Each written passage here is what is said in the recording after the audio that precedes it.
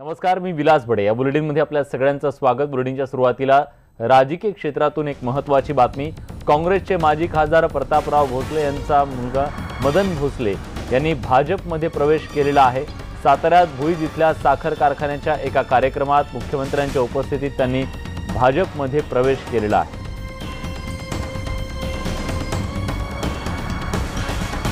या कार्यक्रमात मुख्यमंत्री बोलतायत, आपण थेट तिथे जातो। 40 तासामध्ये तो परत पाहिजे आणि भारताच्या पाठीशी संपूर्ण जग उभं राहिलं, कारण हा जुना भारत नाही आहे। मोदींच्या नेतृत्वामध्ये मजबूत भारत आहे। दुनियाला माहिती आहे हा भारत हा आता रडणारा भारत नाही, लढणारा भारत आहे। आणि जगाला हे लक्षात आलं की जर पाकिस्तानने यांचा या ठिकाणी अभिनंदन सोडला नाही तर भारत पाकिस्तानला सोडणार नाही, युद्ध झाल्याशिवाय राहणार नाही। आणि त्या माध्यमातून खऱ्या अर्थानं पाकिस्तानने आपल्या अभिनंदनला या ठिकाणी परत पाठवलं। मित्रांनो, जगाच्या इतिहासात असं कधी झालं नाही आणि त्या ठिकाणी एवढ्या कमी वेळामध्ये पाकिस्तानला निर्णय घ्यावा लागला आणि या ठिकाणी आपला अधिकारी हा परत आला। या नवीन भारतामध्ये आज एक नवीन हुंकार आहे, याच्यामध्ये एक नवीन राष्ट्रप्रेम आहे, याच्यामध्ये एक नवीन शक्ती आहे आणि ती शक्ती आपण सगळे त्याच्या पाठीशी उभा राहिल्याशिवाय ती संघटित होणार नाही।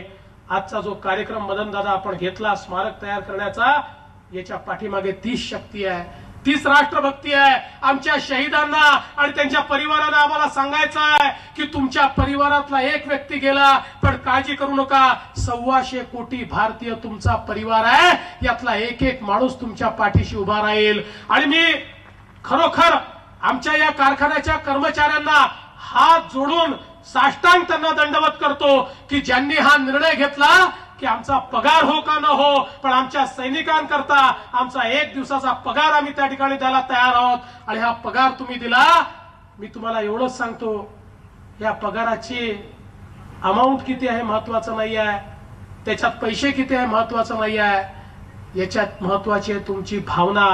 आणि ज्या भावनेनं तुम्ही दिलाय, मला विश्वास आहे स्वर्गामध्ये आमचे जे हुतात्मे असतील ते देखील त्या ठिकाणी म्हणत असतील की ज्यांच्या करता आम्ही बलिदान केलं, आज तो भारत देश कृतज्ञ नाही आहे, तो देश आमच्या पाठीशी उभा आहे। आज ही भावना या ठिकाणी आपण दाखवलेली आहे।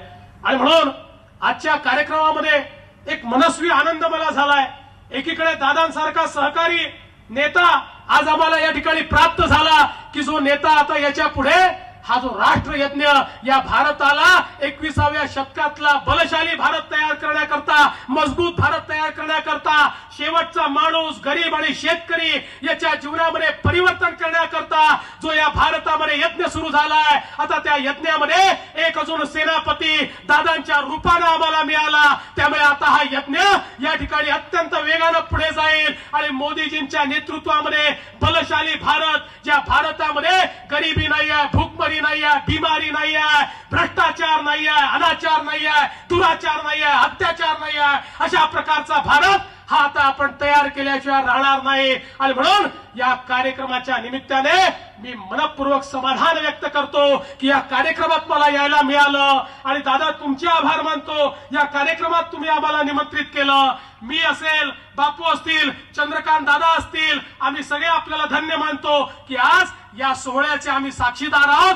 आणि मी तुम्हाला एका गोष्टीचं आश्वासन देतो दादा, जीवनामध्ये तुम्ही घेतलेल्या निर्णयावर तुम्हाला कधीच पस्तावा होणार नाही, कधीच पस्तावा होणार नाही। तुम्हाला नेहमी हेच वाटेल मी योग्य निर्णय घेतलाय, योग्य दिशेने मी चाललोय आणि आता आपण सहकारी म्हणून यापुढे या जनतेची सेवा करण्याकरता तुम्ही जे जे सांगाल ते आम्ही करायला या ठिकाणी तत्पर राहू, एवढंच आजच्या प्रसंगी बोलतो। आणि मगाशी तिकडे बसलेले अनिल भोसले देखील इकडे आलेले आहेत आणि ते देखील आता जवळजवळ आलेले आहेत, याचा देखील आनंद व्यक्त करून मी माझं बोलणं संपवतो। जय हिंद, जय महाराष्ट्र। धन्यवाद।